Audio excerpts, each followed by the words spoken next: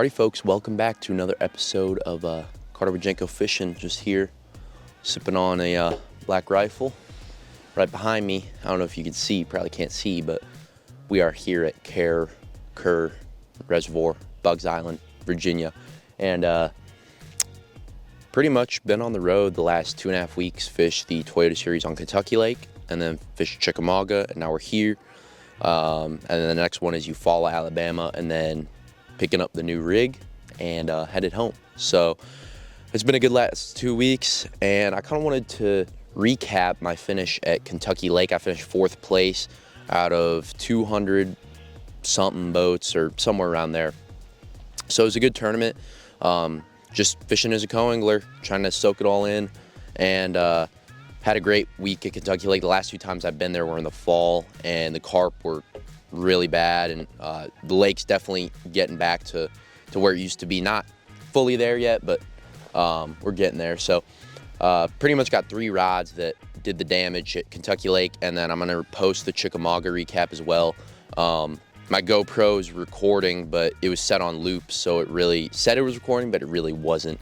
So I don't have anything from Kentucky Lake, and then I have a couple of fish catches from Chickamauga, which I'll have in the next video. But it was a great finish. Really just never got the big bite, you know, that you needed to win one as a co-angler, because a lot of times that's what it takes. But stay consistent with several, 2-3 pound fish and keepers mixed in with that. So pretty much 3 rods that did the damage that week on Kentucky Lake. So the first day was the majority of the stuff we were fishing was riprap, mixed in with a little bit of wood. And starting the morning out, we fished, spring conditions. The water was coming up. We were in muddy water, fishing riprap with wood. And so to do that, my boater was power fishing and pretty much just flipped a Senko with the 3/16 ounce weight. In the springtime, I really think that lighter weight helps. And then just, it's a little bit more finesse approach to throw that lighter weight. And I was kind of just flipping it around wood and picked up a keeper doing that. And then the rest of the day we were just fishing riprap, and I was able to pluck off several keepers. We came down a stretch. As you guys know, Kentucky Lake is a mixed bag. So, it got one on smallmouth. There's a lot of guys fishing for largemouth as well. But I pretty much just had a wacky rig Senko because both species seem to like that. And these riprap banks had both largemouth and smallmouth. And I would put a nail in it depending on how fast we were fishing. And a lot of these fish seemed to be up on the bank. I don't know if it's because they were sunning or they were wanting to get up there and spawn or what it was, but a lot of those fish were 2-3 feet off the bank, like almost as soon as your bait would hit the water. So that was key. Used very high performance equipment these last 2 weeks, and that's always what I like to do because as a co-angler, that's really all you're relying on. You don't have to worry about your boat or any of your electronics. You're just relying on the rod, the reel, the line, and your bait to get as many bites as you can and land all of them. So Dobbins 703 Champion Extreme, I picked this rod up right before I left, and it's been great. As always, Shimano Vanford, great reel, great drag system, and that's really all you want with the spinning reels, to have a smooth drag system, and did not really lose any fish on this setup that week at Kentucky Lake. And then coming into the next day, the guy I was fishing with, he was power fishing as well, but we had a little bit more of a shallow pattern going. We were fishing riprap and then some docks, and then just a little bit of wood mixed in and some mud banks and channel swings, and we pretty much stayed in one creek all day. And what was interesting is throughout the day the water continuously got muddier and muddier. So for me, that just meant that I was going to change up kind of what colors I was throwing, but that was about it.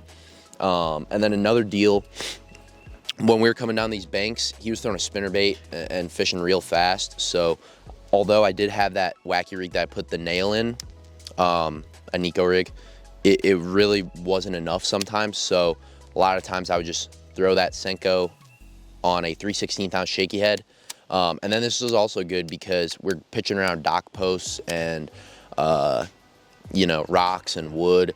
And so this allowed me to get it behind there without having to worry as much about whether or not I'm gonna be able to get the fish out. This is kind of like a finesse bait caster setup. This is a 7'4" medium. So I use this, if you guys watch my Potomac River video, I use this rod to help me win that tournament, throwing a drop shot on a bait caster. And that's pretty much what I did here. Just had a 12-pound leader to a 20-pound braided line. I really think that's when you're doing this kind of thing, throwing a shaky head or a drop shot on a bait caster, that's what you want. You know, you definitely don't want to slack line when you set the hook or set the hook real hard, because you will bend these hooks out because they're, you know, they're designed for spinning rods really. But I think it helps me land a little bit more fish. I do not lose fish when throwing this setup really, because when they get it, I mean, they're getting the hook. Like there ain't no playing around, and I can get them in the boat faster, which is all good things. But yeah, this is 20-pound braid, so it's a real light setup, extremely sensitive, and it's a little bit more accurate as well. You know, when I'm pitching shallow with a shaky head, I can definitely I think I can hit my targets a little bit better when I'm using a bait caster. But that was kind of the deal on day 2. I think I weighed 3 or 4 of my fish doing this, and then the other one's probably throwing a wacky rig or something like that. And then the final day, had a tough day. I was 3rd place going into day 3. I had a limit on day 2, which was my best day, 12.5 pounds. And then going into the last day, just the way we were fishing was just very, very tough for co-anglers. It was a lot of gravel, pea gravel banks, you know, typical stuff that you'd see both smallmouth and largemouth spawning on in the spring. And what these fish were doing, a lot of them, at least in this area of the lake, were done spawning, so they kind of pulled out onto offshore, like stumps, brush piles, rocks, anything like that, and they were garden fry, or they were just kind of suspended out there, not really doing anything. And so he was using his live scope. By far the best live scope fisherman that I've ever fished with was Drew. And yeah, it was a fun day, but there's really not much cover on the bank for me to fish, so I kind of just finessed around, threw a bunch of different baits, and I just, you know, the fish were just leaving the bank continuously throughout the week. And in practice, I did a similar thing, you know, with someone live scoping, and I was able to catch quite a few fish behind him just pitching at the bank, but a lot of those fish seemed to have left. They were done spawning by that time. We had a warming trend the whole week, so that didn't really help either.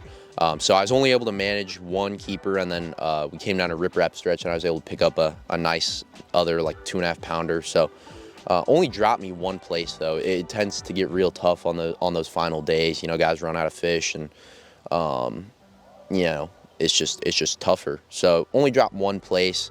Another key, I mean, that day was only in the Nico rig. I was gonna mention this, but that day weighed both my fish on the Nico rig. It was pretty much the deal for Kentucky Lake 2023 Toyota Series. Had a great tournament. It was tough for sure. I mean, it sounds good, 4th place, but it was a lot of work to get there, and not a lot of bites. So that was pretty much what I did to catch fish that week. This week here at Bugs Island, haven't fished yet. Kind of just taking a day off to relax and reorganize my truck and do some editing. I'm gonna upload this video, but it looks like the water is high, like right here, even by my campsite. You can see, I mean, there's mulch mats, you know, from that rain that we got, and tons of like logs and stuff packed into the back of this creek. So the water's definitely rising. It's getting muddy. It just looks like the water's starting to get up there in the bushes. So hopefully I can draw a couple guys that are fishing up shallow, flipping, and do what I like to do. So gonna have a good time this week.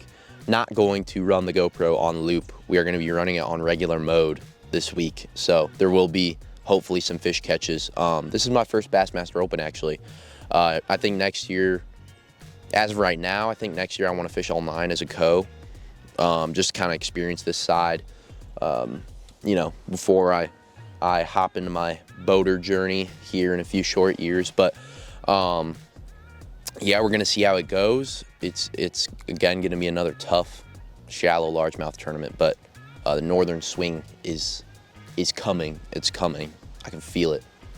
And yeah, that's my recap for Kentucky Lake. Sorry that I do not have any footage, but just figured I'd put something up, let y'all know how it got done, and we'll see you guys on the next one.